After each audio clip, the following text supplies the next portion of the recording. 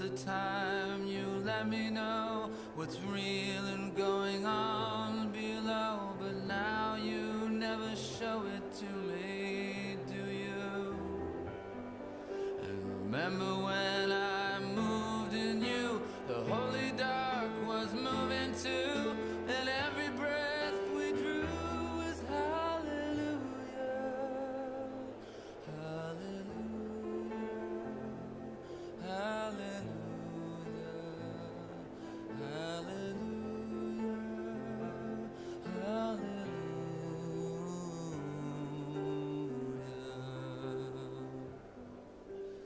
Maybe there's a God above, and all I ever learned from love was how to shoot at someone who outdrew you.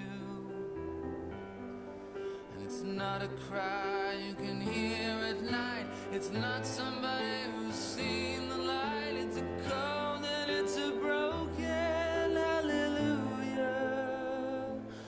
hallelujah, hallelujah, hallelujah, hallelujah, hallelujah,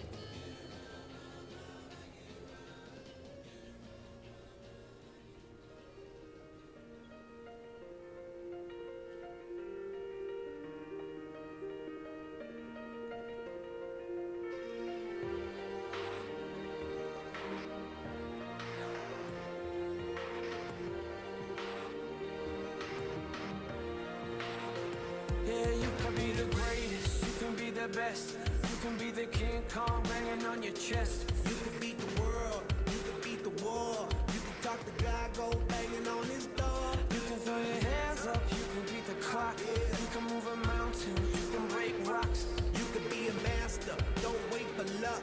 Dedicate yourself and you gon' find yourself standing in the Hall of Fame. Yeah. And the world's gonna know your name. Yeah. 'Cause you burn with the birth flame. Yeah.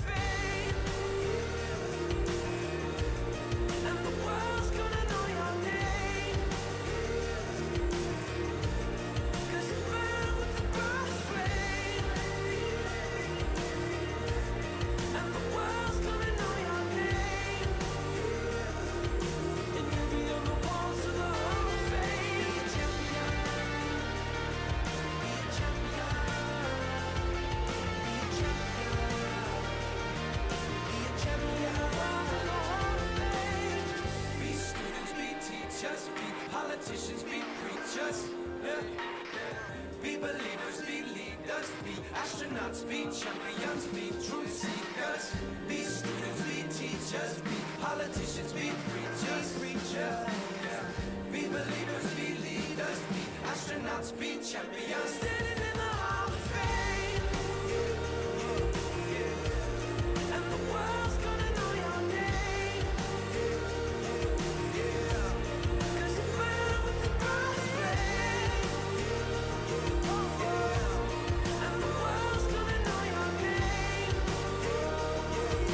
and every other one's on the Hall of Fame. Be the greatest, you can be the best, you can be the chain car hanging on your chest, you can be the girl, you can be the wall, you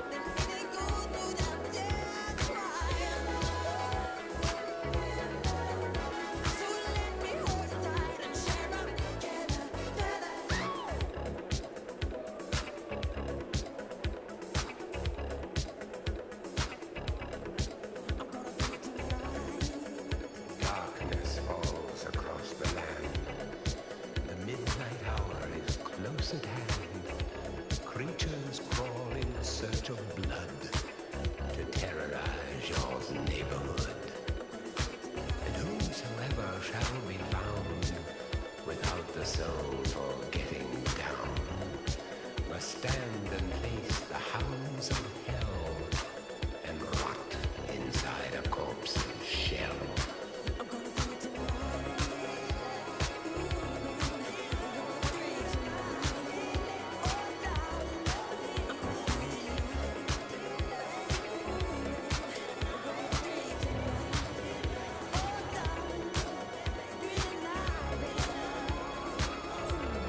The foulest stenches in the air, the funk of 40,000 years, and grisly ghouls from every tomb are closing in to seal your doom. And though you fight to stay alive, your body starts to shiver, for no immortal can resist the evil of the thriller.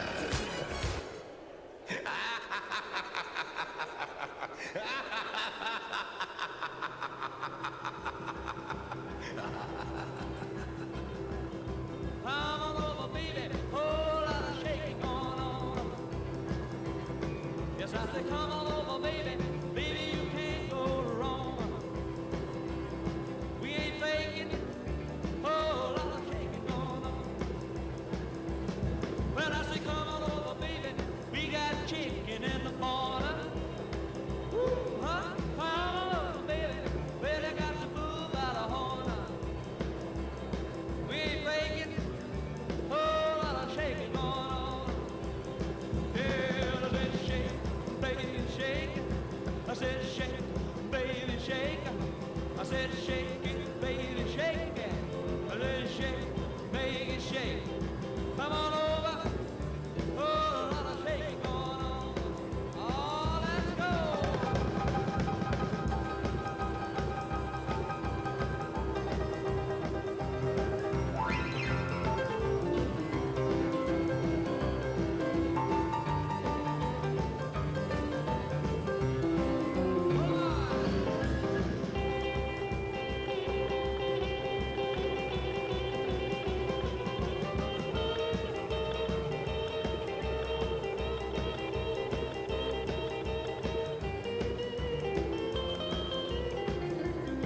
Well, come on over, baby. We got chicken in the barn. Who's born was born, my born. Come on over, baby.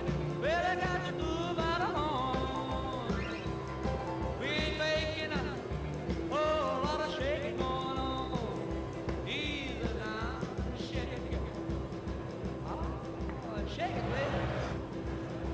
Yeah. You can shake it one time with me. Get a hair, has to come over, baby. Oh, Lord, she is going. Now let's get real low one time now. Shake, baby, shake. All you gotta do, honey, is kind of stand in one spot. Wiggle around just a little bit. And that's what you got. Yeah. Baby, oh, Lord, she is going. Now let's go one time. Shake it, baby, shake it.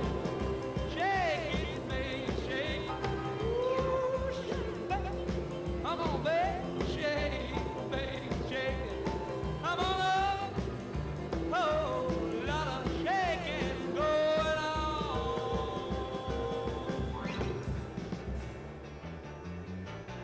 'Cause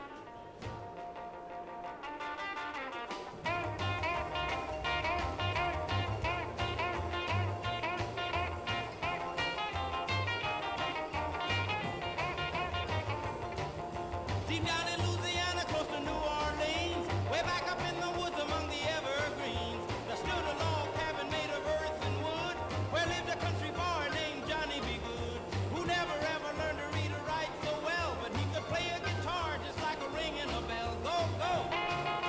Go, Johnny, go, go! Go, Johnny, go, go! Go, Johnny, go, go!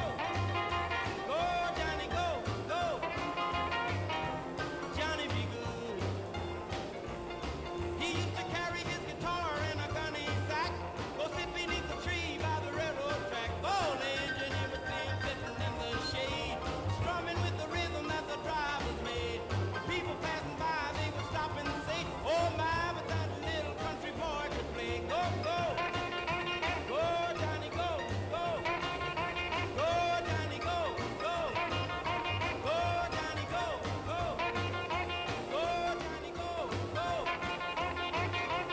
Johnny be good.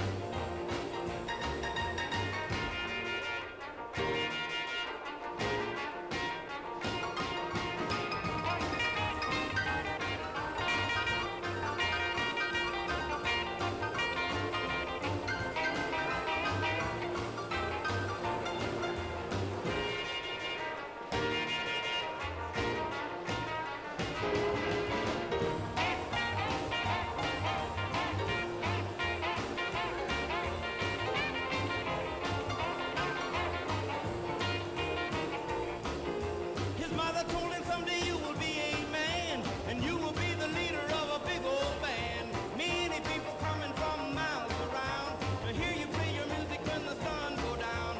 Maybe someday your name will be in lights saying, Johnny be good tonight. Go, go, go, Johnny, go.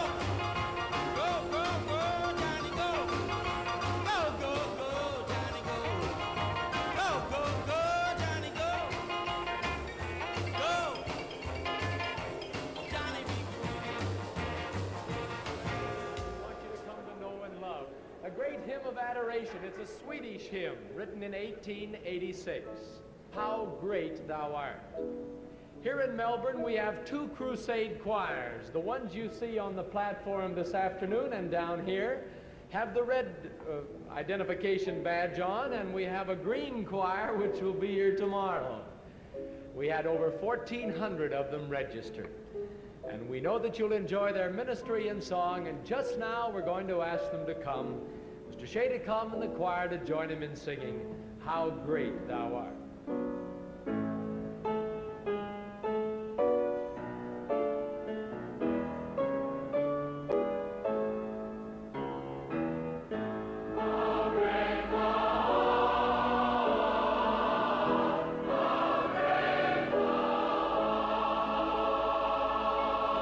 O Lord my God, when I in awesome wonder consider all the worlds thy hands have made, I see the stars, I hear the rolling thunder, thy power throughout the universe displayed.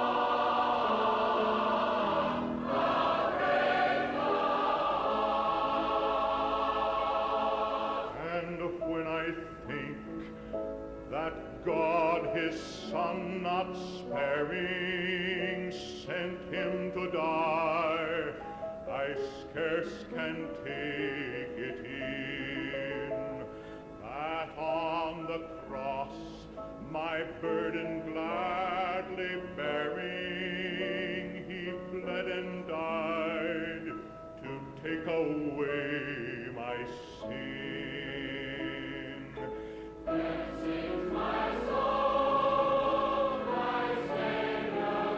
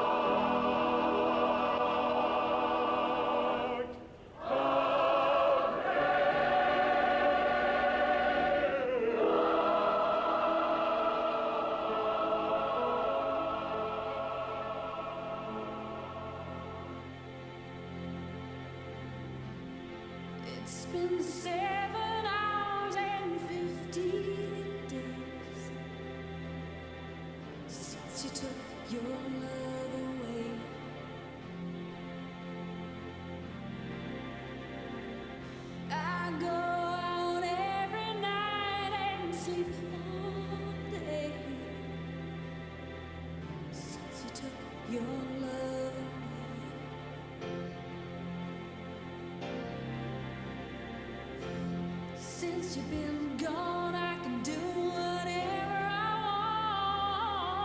want. I can see whomever I choose.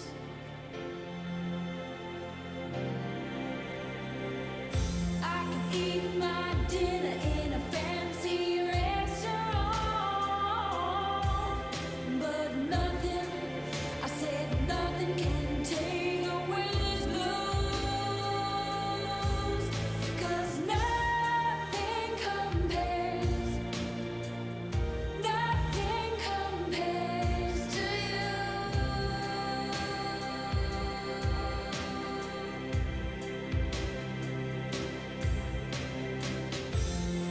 It's been so lonely without you here,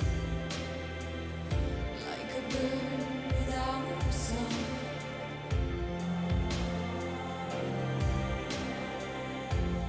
Nothing can stop these lonely tears from falling. Tell me, baby, where did I go wrong?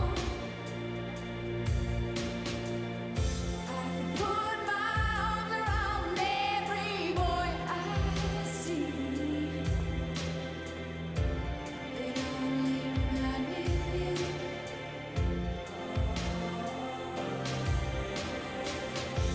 I went to the doctor and guess what he told me? Guess what he told me? He said, girl, you better try to have fun no matter what you do. But he's a fool, 'cause nothing compares to you.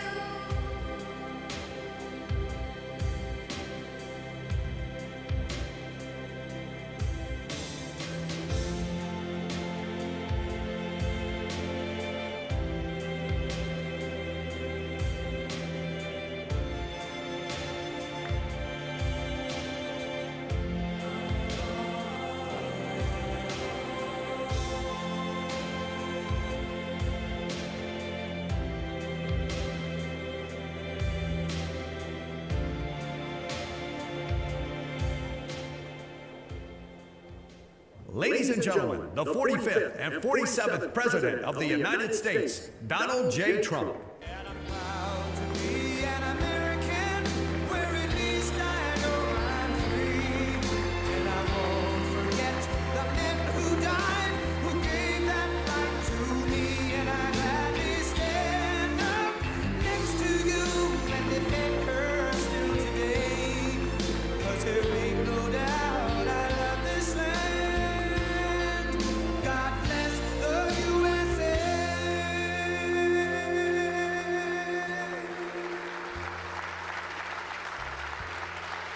Thank you very much, everybody. What a great song that is, but we'll cut it a little short because we have some business to discuss. What a group of smart ones we have in front of me today. That's about as good as it comes up here, the brain power, the greatest power of them all, the brain power. Well, I'm thrilled to be here with so many tech leaders and luminaries as we take historic action to reassert the future which belongs to America, always has belonged to America. We just lost sight of it on occasion. And I just want to start by stating that we've just concluded our big trade deal with Japan and numerous other countries in addition, as you know. But on the Japan deal, because it was literally just signed, was just signed, it gives us a sort of signing bonus. So I'll bring it into sports talk, a signing bonus. Like you have signing bonuses too, I understand. Getting a lot of money, 100 million, that's not bad. But that's not as good as the signing bonus we got. We got a $550 billion signing bonus for the country. And we had the tariff at 25%. As you know, we had a tariff at 25%. And these are great people that we negotiated with, but we agreed to reduce it to 15 based on the fact that Japan has agreed for the first time ever to open up its country to trade so that all of our American businesses and business geniuses, including many in this room, can go out and do business openly and freely in Japan, a very rich and prosperous and profitable and wonderful country, frankly. And we will pay a zero tariff as we do business in Japan. So we're paying zero, they're paying 15, we're getting $550 billion, and to be exact, it's 90% of that, but we control the whole lot of it. And it's really been great. And they're very happy, and their stock market went up, and our stock market went up, and that's supposed to be the way it is. Ours went way up, and theirs went up. And we've made numerous other deals like that. But the opening up of a country is very important to us. We have numerous countries that have opened their doors, just made some incredible transactions, but we're going to have a very, very simple tariff for some of the countries. You have so many countries, you can't negotiate deals with everyone, so we'll have a straight, simple tariff of anywhere between 15 and 50%. A couple of we have 15 because we haven't been getting along with those countries too well, so we just say, let's pay 50, and that's the way it is. But remember, we get countries that were closed, always closed. Everyone in this room would never remember any of them to be open. We've offered such a deal to the European Union, where we're in serious negotiations, and if they agree to open up the union to American businesses, then we will let them pay a lower tariff. So the tariff is very important, but the opening of a country, I think, can be more important if our businesses do the job that they're supposed to be doing. Such openings are worthy of many points in tariffs, and they're a good thing, not only for, as an example, Japan or Europe, but certainly a great thing for America because it allows our businesses to go out and fairly compete and do really well if they compete properly, like the people that I know.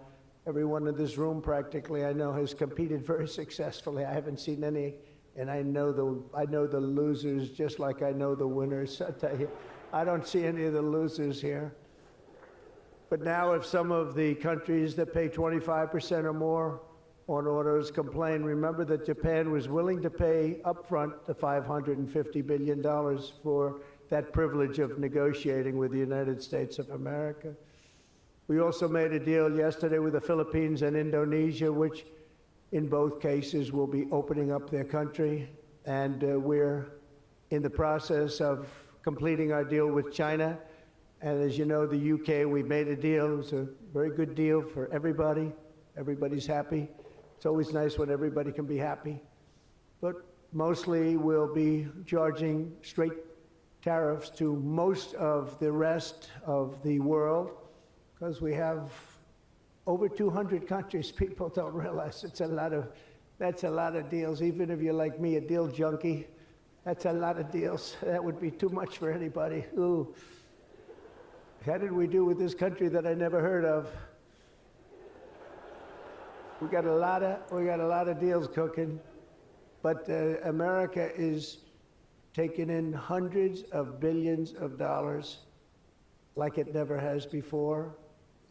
Investments into our country at the highest point ever in history, and we've just really been opened up for business for 3 of the 6 months. The first couple of months, we got ourselves all set, done a great job with our military, as you know. You saw that 2 weeks ago when you saw the way those incredible B-2s flew into Iran and took out an entire nuclear potential deadly force. But I want to thank some of the incredible people that I see before me, including White House AI czar David Sachs. He's been great for organizing this very important summit, and especially for putting it in D.C. where it's a little bit easier. I don't know if it's easy for you, but it's a hell of a lot easier for me. Along with his colleagues at the All In podcast, which is very good. I did that podcast a year and a half ago, and I said, this is something that was pretty new, pretty raw. Everybody I knew saw that podcast. I said, well, he's got something pretty good. Who is that guy? He's a smart guy, by the way. I think if I ever get in, which at the time people were saying I had a shot, not as good a shot. As it turned out, we won in numbers that nobody believes. We won every swing state. We won by millions and millions of votes, winning the popular vote. We won with the districts, as they would call them, 2,750 to 505. And that's why the map is almost completely red, except for a couple of little blue areas on each side of it.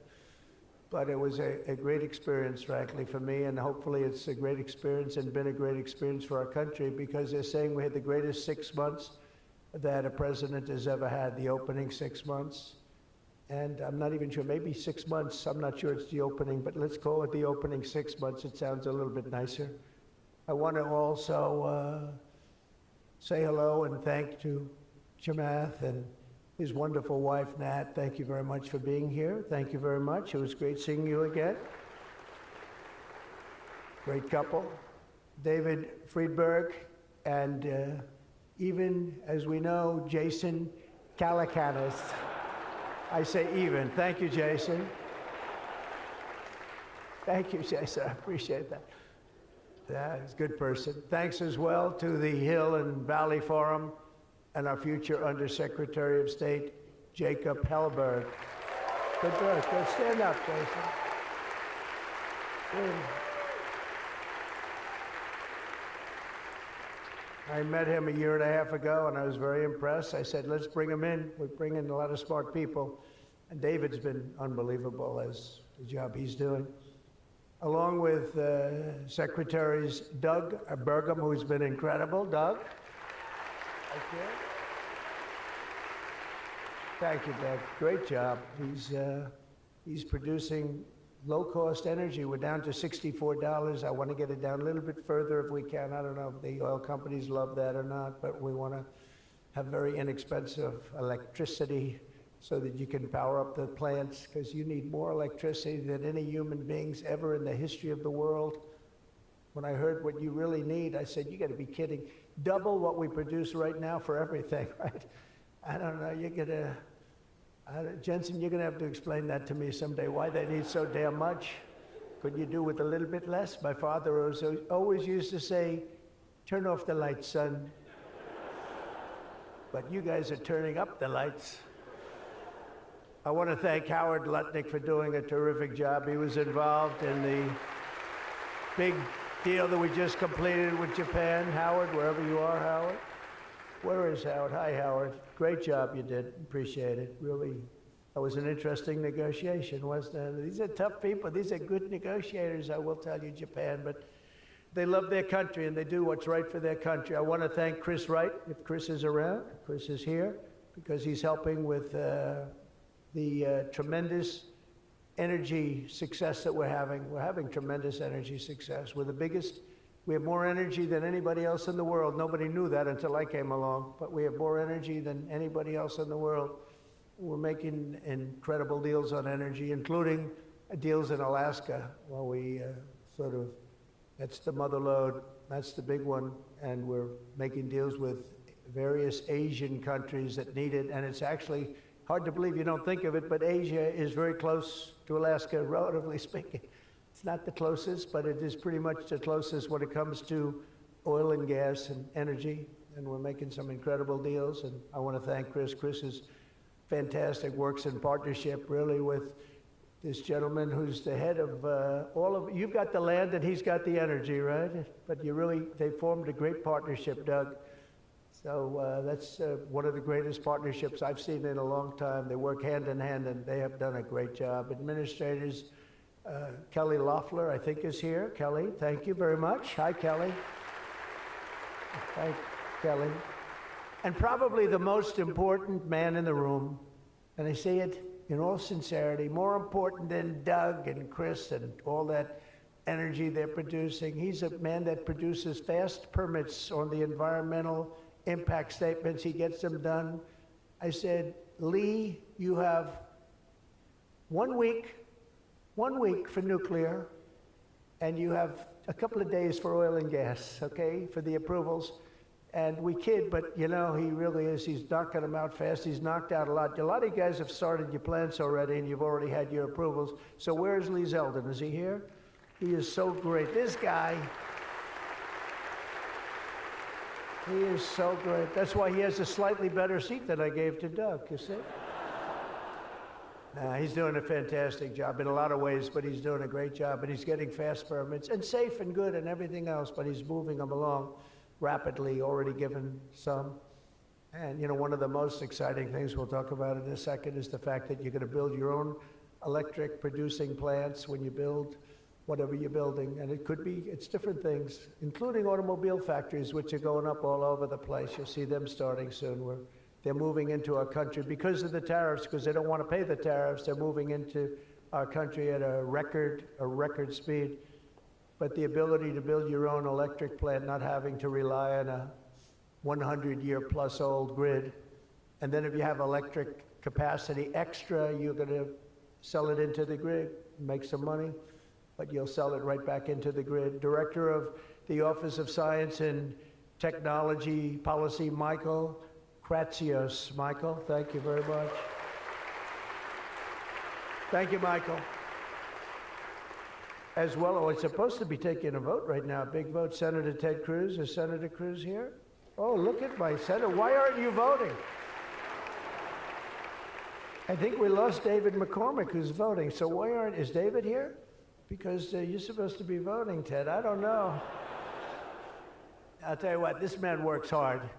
Ted works hard, and he works good. And a very special thanks to some of the top industry leaders here, including somebody that's amazing. I said, look, we'll break this guy up. This is before I learned the facts of life. I said, we'll break him up. They said, no, sir, it's very hard. I said, why? I said, what percentages of the market does he have? Sir, he has 100%. I said, who the hell is he? What's his name? His name is Jensen Huang, NVIDIA. I said, what the hell is NVIDIA? I've never heard of it before. He said, you don't want to know about it, sir. I figured we could go in and we could sort of break him up a little bit, get him a little competition. And I found out it's not easy in that business. I said, supposing we put the greatest minds together and they work hand in hand for a couple of years. He said, no, it would take at least 10 years to catch him if he ran NVIDIA totally incompetently from now on. So I said, all right, let's go on to the next one. And then I got to know Jensen, and now I see why. Jensen, will you stand up? What a job. What a job you've done. Man. Great. He's a great guy, too. Lisa Sue of AMD. Lisa? Lisa? Thank you. Congratulations. Great job. Sham Sanikar of Palantir. We buy a lot of things from Palantir. Where are you? Are we paying our bills? I think so. We just made a deal with the European Union where they're going to pay the United States of America 100% of the cost of all military equipment. They're going to ship it to the European Union, and then they'll distribute it, and much of it will go to Ukraine. It's been a long time since you've heard those words, because we're in for $350 billion. But now we send it to Europe, and Europe pays, and they were great. We had a tremendous NATO meeting a few weeks ago, and it was pretty amazing, actually, what happened. They agreed to go from 2% to 5%, and they had 2% where they didn't pay. They have 5% where they've already paid. That's a big difference. That's trillions of dollars, actually, trillions. But they're going to spend that money in the United States with our defense companies, and we're going to send it to them, and they'll distribute the equipment that we send. So that's the way it should have been 3 years ago, frankly. And Jeff Sprecher, the other half of that incredible family, is he here? Is he here? He's a fantastic guy, international, intercontinental exchange, and he's been a friend of mine for a long time, the husband of Kelly, who's really doing a good job. You are really doing a good job. Small business, which is actually big business if you add it all up, right? It's probably the biggest bank there is, but they call it small business, and she's done a fantastic job. Thanks, Kel. Say hello to Jeff. As we gather this afternoon, we're still in the earliest days of one of the most important technological revolutions in the history of the world. Around the globe, everyone is talking about artificial intelligence. I find that too. Artificial, I can't stand it. I don't even like the name.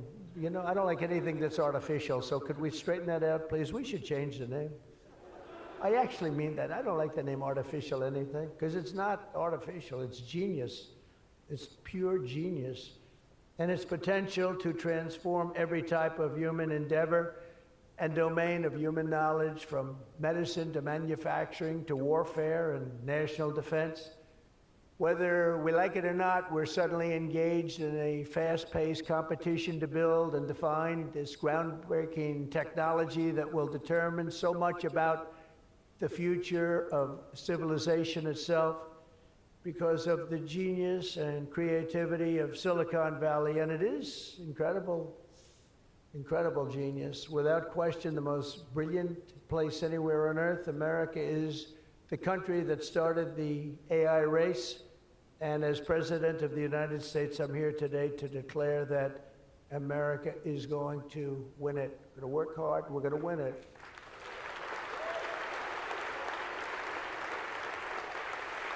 Because we will not allow any foreign nation to beat us. Our children will not live on a planet controlled by the algorithms of the adversaries advancing values and interests contrary to our own. We don't want to have contrary interests. We want to get along, and we'll get along with other countries. We're having a great relationship, as I told you, with those countries that we mentioned, with Japan and Indonesia and so many others.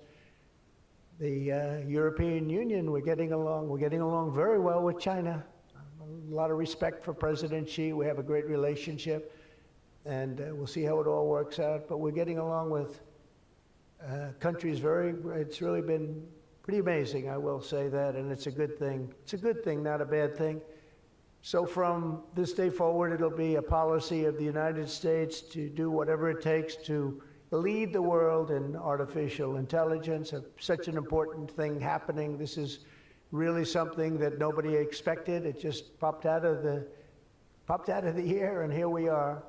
But we will defend our nation, our values, our future, and our freedom, and it will be really great. But what we really need to be successful is a very simple phrase called common sense, and that begins with a common sense application of artificial and intellectual property rules. It's so important. You can't be expected to have a successful AI program when every single article, book, or anything else that you've read or studied, you're supposed to pay for. Gee, I read a book, I'm supposed to pay somebody. And you know, we appreciate that, but you just can't do it because it's not doable. And if you're going to try and do that, you're not going to have a successful program. I think most of the people in the room know what I mean. When a person reads a book or an article, you've gained great knowledge. That does not mean that you're violating copyright laws or have to make deals with every content provider. And that's a big thing that you're working on right now, I know, but you just can't do it. China's not doing it, and if you're going to be beating China, and right now we're leading China very substantially in AI, very, very substantially, and nobody's seen the amount of work that's going to be bursting upon the scene, but you have to be able to play by the same set of rules. So when you have something, when you read something, and when it goes into this vast intelligence machine, we'll call it, you cannot expect to every single time say, oh, let's pay this one that much, let's pay this one. It just doesn't work that way. Of course, you can't copy or plagiarize an article, but if you read an article and learn from it, we have to allow AI to use that pool of knowledge without going through the complexity of contract negotiations, of which there would be thousands for every time we use AI. We also have to have a single federal standard, not 50 different states regulating this industry of the future. And some people would say, gee, that's an unpopular thing to say. I was told before I got up here, this is an unpopular thing because some people, they don't want that. But I want you to be successful. And you can't have one state holding you up. You can't have 3 or 4 states holding you up. You can't have a state with standards that are so high that it's going to hold you up. You have to have a federal rule and regulation. Hopefully you'll have the right guy in this position that's going to supplant the states. If you are operating under 50 different sets of state laws, the most restrictive state of all will be the one that rules. So you could have a state run by a crazy governor, a governor that hates you, a governor that's not smart, or maybe a governor that's very smart, but decides that he doesn't like the industry and he can put you out of business because you're going to have to go to that lowest common denominator. We need one common sense federal standard that supersedes all states, supersedes everybody, so you don't end up in litigation with 43 states at one time. You got to go litigation-free. It's the only way, and we also have to watch Europe, Asia, and all foreign countries so that they don't make rules and regulations that likewise make it impossible for you to do business, and where you'd have to make everything in AI cater to them, because again, you'd have to cater to the toughest country or to the toughest state. You can't do that because it would ruin it. I just terminated all of the, as an example, California car emissions rules, which were a disaster. It cost them just billions of dollars as an industry, but thousands of dollars per car, the emission rule standard, because they were making the production of an automobile almost impossible and at a tremendously higher cost, much more expensive than it should cost, for very little gain, for actually, in my opinion, negative gain. The automobile was worse.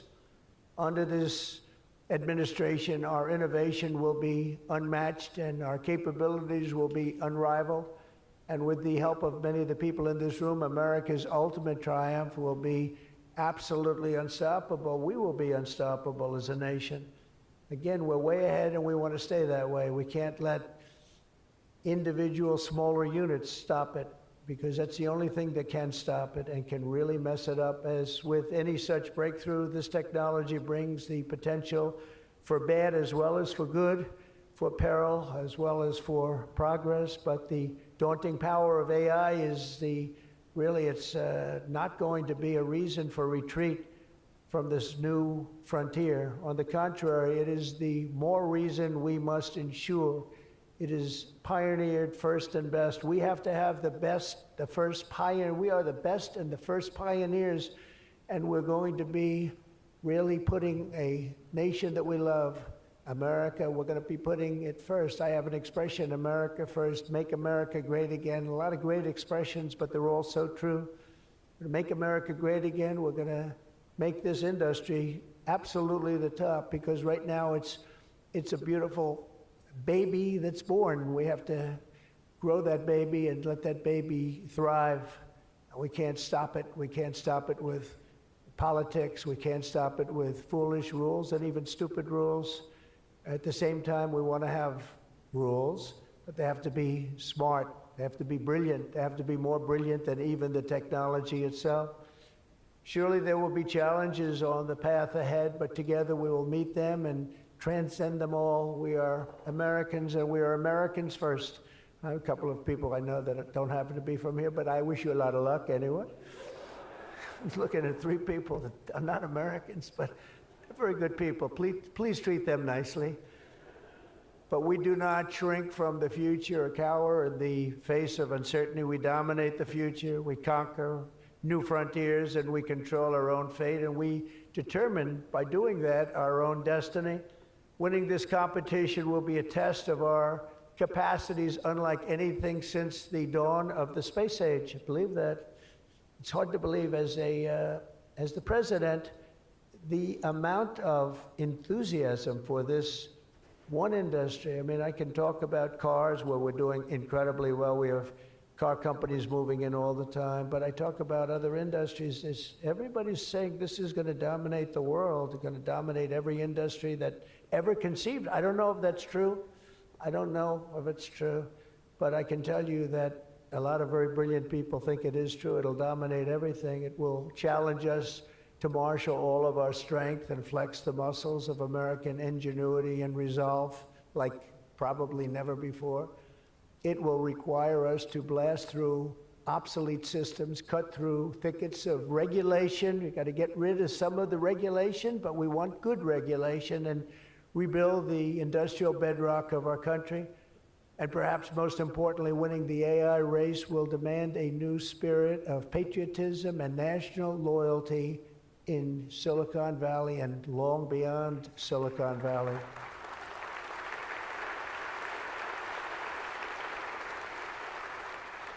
For too long, much of our tech industry pursued a radical globalism that left millions of Americans feeling distrustful and betrayed. And you know that, everybody knows that, everybody in this room certainly does. Many of our largest tech companies have reaped the blessings of American freedom while building their factories in China, hiring workers in India, and slashing profits in Ireland, you know that? All the while dismissing and even censoring their fellow citizens right here at home. Under President Trump, those days are over. We need U.S. technology companies to be all in for America. We want you to put America first. You have to do that. That's all we ask. That's all we ask. To partner with our tech geniuses in achieving this vision today, we're releasing the White House AI Action Plan. Big stuff, signing it right after this. In fact, I see it sitting right there. Maybe I should just sign it right now. Who the hell has to make the rest of this speech, right? But here are the pillars of the strategy. First, my administration will use every tool at our disposal to ensure that the United States can build and maintain the largest, most powerful, and most advanced AI infrastructure anywhere on the planet. America needs new data centers, new semiconductor and chip manufacturing facilities, new power plants and transmission lines. And under my leadership, we're going to get that job done, and it's going to be done with certainty and with environmental protection and all of the things that we have to do to get it done properly. Virtually all of these large capital investments can be and should be made by the private sector. And they want to do that. They just want to be able to do it. But for that reason, America must once again be a country where innovators are rewarded with a green light, not strangled with red tape so they can't move, so they can't breathe, and that's not going to happen. You're going to see things that you've never seen in this country before. So often, and I've been watching for many years, I've watched regulation. I've been a victim of regulation. A zone change that takes 6 years for a building in Manhattan or whatever, but I was good at zone changes, but it took a long time. By the time you got the zoning, the market changed. You didn't want to build the building. You say, well, but in some cases that made you lucky, didn't it? Huh? In some, not too many people understand that in this room, but in some cases, waiting for that approval as the market collapsed was a good thing, not a bad thing. But it's time to reclaim our heritage as a nation of builders, and that's why, upon taking office, I signed a historic executive order directing that every one, and this is so important, for every new regulation, 10 old regulations must be immediately eliminated. So we have old regulations that clog up the books that don't even mean anything anymore. You know, in my first term, I had more regulation cuts than any president in history times 4, and that included 2-term presidents where you're talking about 8 years. We had more than any other president, and I think we may even top it this year. We may very well be able to top it during this period of time because you're really, you are a regulation-prone group, and we're looking to get those regulations out of your way so you can use your genius. Earlier this month, we also enacted the largest tax cuts in American history when I signed the One Big Beautiful Bill into law. And I think the most important thing in the whole tax cut, in terms of pure economics, and I think one of the reasons that my first, you know, we had the most successful economy in history during my first term, and I think this is going to blow it away. So far it is, and I think this is going to blow it away. But the reason we had was I had expensing at 100%.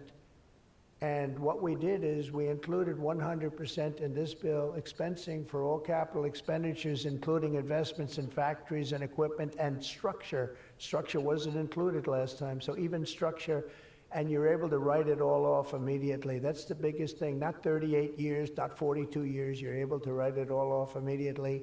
And this time we've made it for 10 years, not for 1 year. We've made it for 10 years, so you have a much longer period, but I'd say get out and take advantage of it. I think that's one of the reasons that we had such an incredible success with the first tax cuts. And one of the things that this bill does is it extends the first tax cuts and makes them permanent. And in addition to that, we were granted other taxes like no tax on tips, no tax on Social Security, no tax on overtime. A lot of great things. One of the things that I mentioned, not so pertinent here, but if you're in the automobile business, it's pertinent. I said, why is it that people like us always are looking for expenses and deductions, and people that buy automobiles that really have to go out and borrow money to buy a car, why aren't they allowed to deduct the interest on their loan to buy a car from their income tax? And we got it approved. We got it approved. And that is such a big thing. And I think that's going to be such a big thing for the automobile industry. We're going to be making more cars. Within a few years, we're going to be making more cars than we made in the very beginning, in the super prime. You know, we lost almost 50% of our automobile business to Mexico, Canada, and various other places, as you know, in Europe and in Asia. And now we're getting it back. We're getting it back in record numbers, and I think we're going to be topping any amount. In a few years, we'll be making more automobiles than we've ever made in the history of our country, including what I call prime time. My administration is also pursuing a future of all-out American energy dominance, and on day one, I terminated the Green New Scam. You know what that was? You were all victims to it. Perhaps the second or third greatest scam in the history of our country. I would say the first was Russia, Russia, Russia, and we had a couple of others too. But the Green New Scam was one of the greatest. It's so ridiculous what they've made you do. The carbon footprint. They talked about the carbon footprint, and then Obama hops onto a 747 Air Force One and flies to Hawaii to play a round of golf and comes back. What about the carbon footprint? No, we didn't like that. And what Biden has done is absolutely terrible. He made it impossible, almost impossible for people to do business, not even talking about the border, where millions and millions of people flowed into our country, many from prisons, from jails, from gangs, from mental institutions all over the world. No, we're not doing that. We have to get them out. We've got 11,888 murderers, many of them committed more than one murder. Many of them, more than 50%, committed more murders. We're getting them out of our country, or in some cases they're so bad, we're not getting them out. We're having to lock them up because we don't want them ever to come back, no matter how good we're doing. You know, last month, you probably read, we had 0 people enter our country illegally. And over the last number of years, you'd have hundreds of thousands, literally hundreds of thousands of people a week pour into our country, totally unvetted and unchecked. And what the hell were they thinking? What they've done to our country is so sad, and we can never forget it. But we're unleashing all forms of energy, including natural gas, oil, and clean, beautiful coal. I instructed my people, in the form of Chris and Doug in particular, you are not allowed to say the word coal without saying clean, beautiful in front of it. You can only say clean, beautiful coal. It's a little embarrassing because we had somebody making a speech the other day, right? And he mentioned the word coal about 30 times because that was the subject. And he kept going clean, beautiful. I wanted to say, okay, just take it easy. You could just, got a little bit crazy, right, Doug? But it's, you know, China's using it. They're building now 57 big power plants, all fueled by coal, and we have to compete, we have to win, and we're going to have clean, beautiful coal, but we have more coal than any. We have more anything in terms of energy than anybody. Oil and gas, we also have more coal. In May, I also signed an executive order to rapidly begin construction of safe, reliable nuclear reactors. That's a big thing now. And many of you are going to be using nuclear. You know, I had problems with nuclear. I saw some of the things, but what they've done with nuclear is like what you've done with AI and other things. It's incredible, actually. It's long-term, it's inexpensive, it's safe. What they've done is really amazing. So we opened up the industry, very strict rules, but we opened up the industry, and some of you are going to choose nuclear over oil and gas or whatever it might be. Under the last year of Biden, China added 11 times as much power generation capacity as did the United States. Can you imagine that 11 times? Under the Trump administration, we will be saying those very famous campaign words, drill, baby, drill, and build, baby, build. And we will be adding at least as much electric capacity as China. We think we're going to catch them and maybe even have something a little bit extra. They're going very rapidly, but so are we. And we'll be doing at least as much, and every company will be given the right to build their own power plant. So when you build, you can build your power plant with it, and you are essentially going to become your own utility. It's a utility to yourselves. And as I said, any excess energy you're going to sell back to the grid and make plenty of money doing it. As a result of these pro-American policies since my election, we're seeing trillions and trillions of dollars in new investments. So at this moment, we have almost $17 trillion coming into this country. There's never been a period of time like that. And that's in a period of a few months. In a few months, Meta, Amazon, Google, Microsoft are all investing $320 billion or more in data centers and AI infrastructure this year. Those companies are really, they're really going at it, and they're very smart people, very good people. I got to know a lot of them. You know, I didn't like them so much the first term when I was running. I wouldn't say I was thrilled with them, but I've gotten to know them and like them. And I think they got to like me, but I think they got to like my policies maybe much more than me. NVIDIA has committed $500 billion over the next 4 years. Thank you, Jensen. I'm sure that'll be a good investment. If you're doing it, it's good. Thank you very much. It's a great statement. Last week, I was in Pennsylvania as 20 companies announced $92 billion with David McCormick, senator, great guy from Pennsylvania. $92 billion in energy and data center projects, including what will soon be the largest natural gas power plant anywhere in North America. They're going to town. It's already under construction, the largest in North America by far. For decades, we had leaders who spent their time focused on building up foreign nations. Under the Trump administration, we are going to have leaders who are going to build up our nation.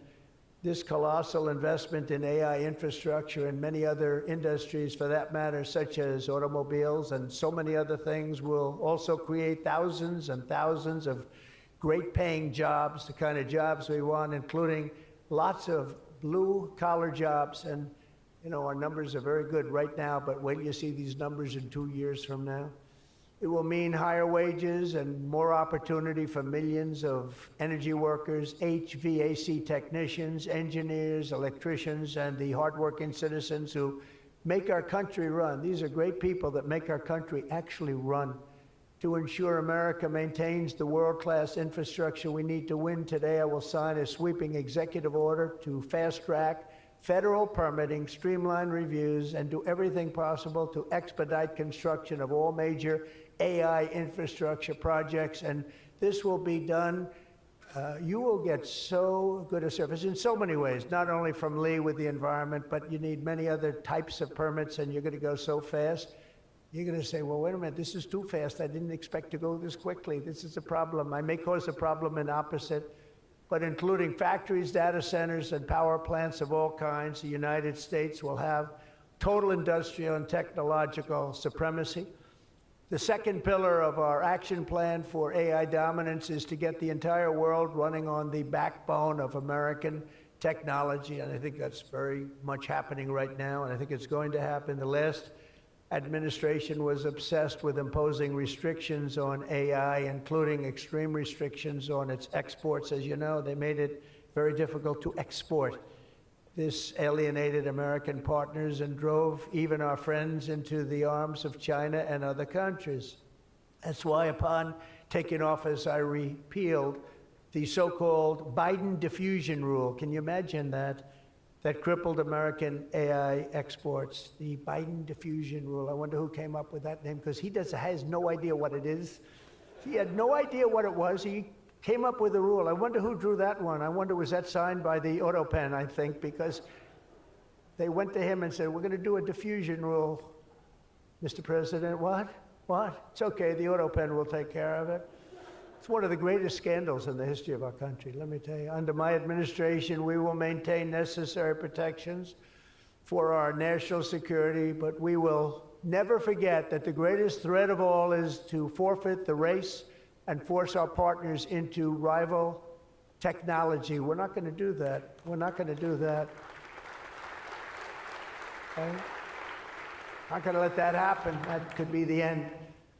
When I traveled to the Middle East in May, every leader I met was thrilled to do business with American tech firms and with America, and they were all thrilled to meet me, believe it or not. It's hard to believe, isn't it? But they were. By the way, most powerful woman in the world is here today. Susie Wiles, stand up, please. Susie Wiles, Chief of Staff. She can take out a country with a mere phone call. No, they just voted her the most powerful woman anywhere in the world. She might be the most powerful person in the world, I think. But she's done hasn't she done a good job, though, huh? Good. But we're going to come home with trillions and trillions of dollars in deals, and that's the way it is. But the King of Saudi Arabia, I met three great leaders. I went to three countries predominantly. King of Saudi Arabia said, and I can say that Qatar and UAE, the leaders, brilliant guys, great people, they said the same thing. They said, you know what, that 1 year ago, your country was dead. It was a dead country. They were looking at China, they were looking at other places, but you had a dead country. And today, Mr. President, you have the hottest country anywhere in the world. They said that, and they meant it so strongly. And when I went to NATO 2 weeks ago, where we made the deal where they pay 5% instead of 2%, they said the same exact thing. They said, boy, I tell you what a difference it is. It's a year ago, you people were dead. We didn't think you were going to make it as a country. Today, you're the hottest country in the world. They all said it. All those leaders said it, 30 of them. So today, I'm signing another major executive order that will turn America into an AI export powerhouse. Under this order, Secretary Lutnick and Secretary Marco Rubio's doing a great job as Secretary of State, will work to rapidly expand American AI exports of all kinds, from chips to software to data storage of all kinds. And that's very important. That's going to give you the freedom to do what you want to do. And third, once and for all, we are getting rid of woke. Is that okay? Because I know you had to hire all woke people. I heard you had to hire all woke people under some of these things. How about the chips, where they give you the chip nonsense, where they give you billions of dollars if you only build a chip company? These people have plenty of money. They don't need the money. They need the permits. They need the rights to do it. They don't want to pay tariffs, so they come and they build here. That's why they're coming here. Number one, they like me, but they like not having to pay tariffs even more. And they're coming, but Biden gave billions of dollars to companies that have nothing but cash. And they don't say where to build. It's just give them money. But here's the problem. They have to hire lots of woke people. And they say woke isn't for this particular industry. We've noticed that. They're not for a lot of industries, if you want to know the truth. So the guidelines were impossible. They're going to give you money, but you got to hire this and this and this and that. And I don't want to get into it too much because I don't want any controversy today. But you have to hire a lot of people that were not into this particular world that you're in. And so therefore, all the money they gave didn't mean a damn thing. One of Biden's worst executive orders established toxic diversity, equity, and inclusion ideology as a guiding principle of American AI development. So you immediately knew that was the end of your development. But the American people do not want woke Marxist lunacy in the AI models, and neither do other countries. They don't want it. They don't want anything to do with it. That's why on day one, I very proudly terminated Joe Biden's order on woke AI, effective immediately. You don't have any of those crazy rules. Crazy rule. And in just a moment, I will be signing an order banning the federal government from procuring AI technology that has been infused with partisan bias or ideological agendas such as critical race theory, which is ridiculous. And from now on, the U.S. government will deal only with AI that pursues truth, fairness, and strict impartiality. We're not going to go through the craziness that we've gone through for the last 4 years. And then we skip 4, and then you go back, and it started then. But it hung around a little while. Now it's not hanging around at all. Now it's actually very uncool, as somebody told me the other day. It's so uncool to be woke.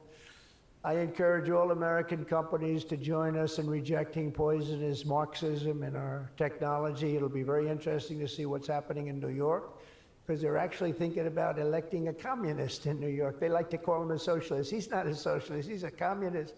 But don't worry, you're going to be okay. He still has to get his money from the White House, and that's not going to happen until he shapes up. But as an example, we are not going to allow men to play in women's sports. That's an example. That's one.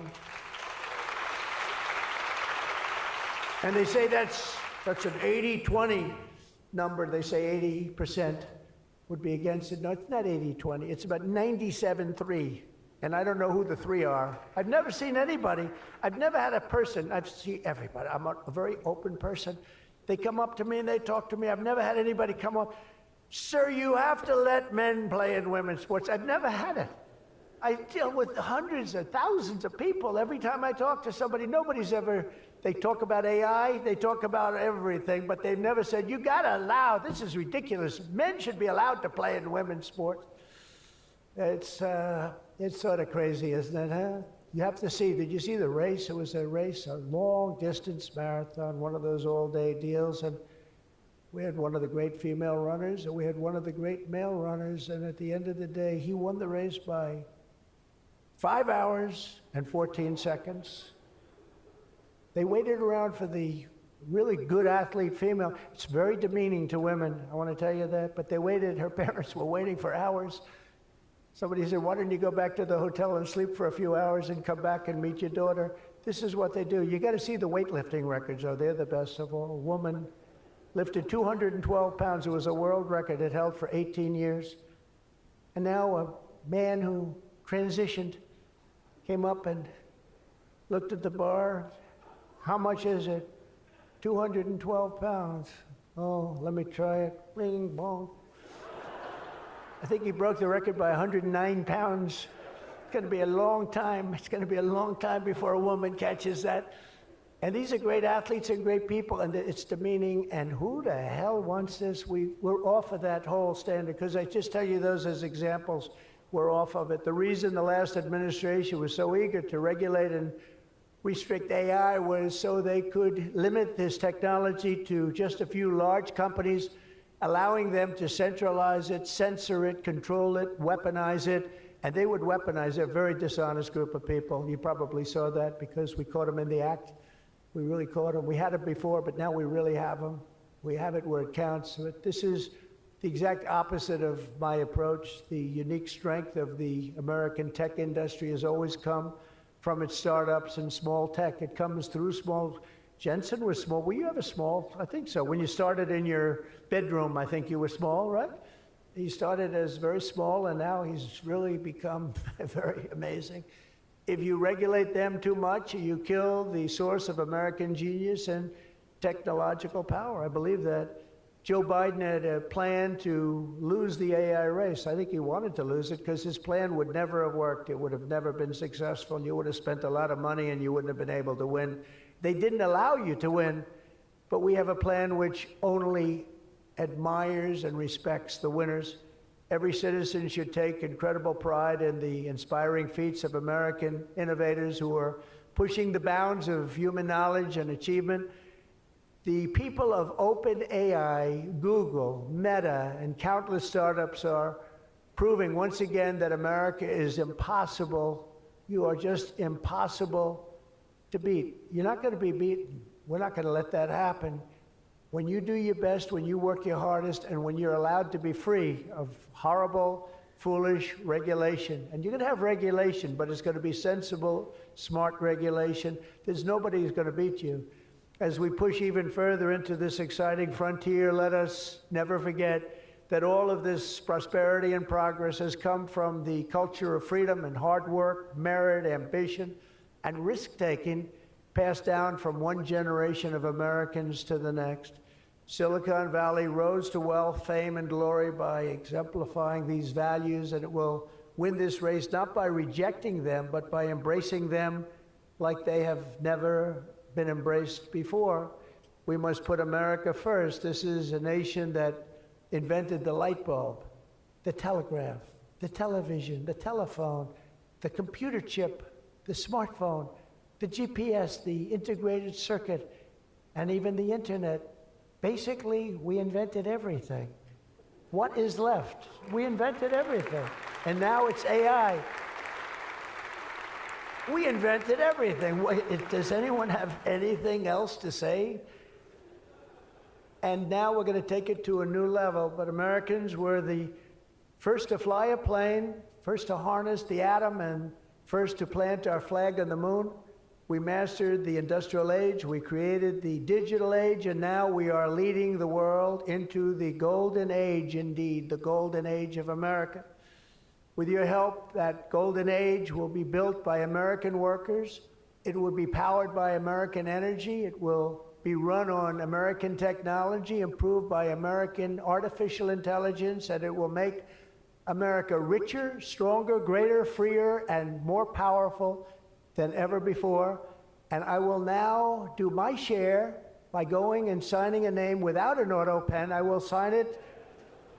If we had one, I wouldn't use it anyway, but we will sign it auto pen free, and we will say, Donald J. Trump, God bless America, and God bless you, and good luck, because the race has just begun, and you're going to win it. Thank you very much, everybody.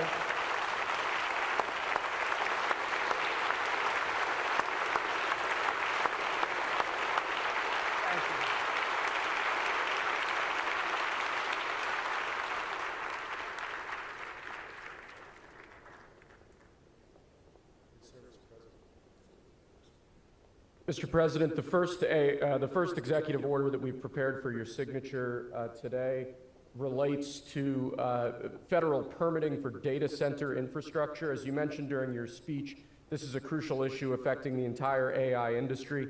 What this executive order will do is establish fast-track permitting and ensure that the federal government is working to get data centers approved and through the permitting pipeline as quickly as possible.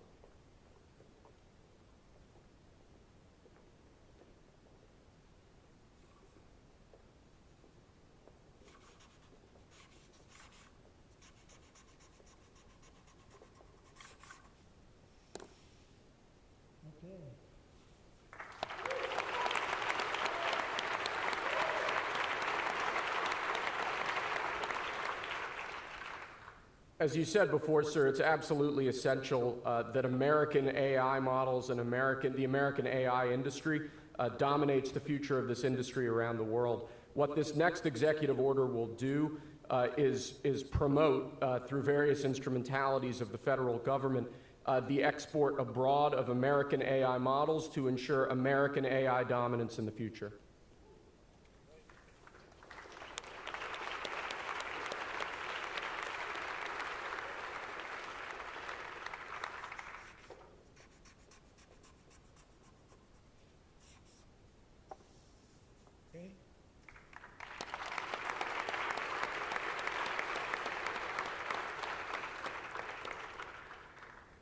And lastly, sir, as you said in your speech, we don't want woke AI. We want AI models based on accurate information that give accurate information and accurate answers.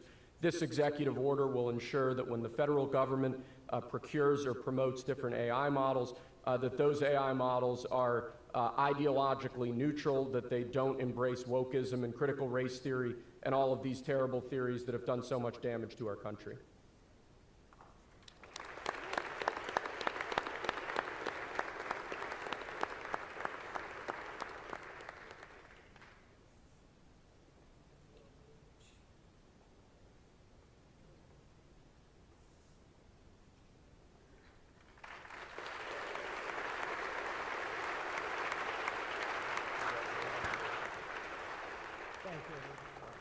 Thank you very much, everybody. Good luck. Good luck.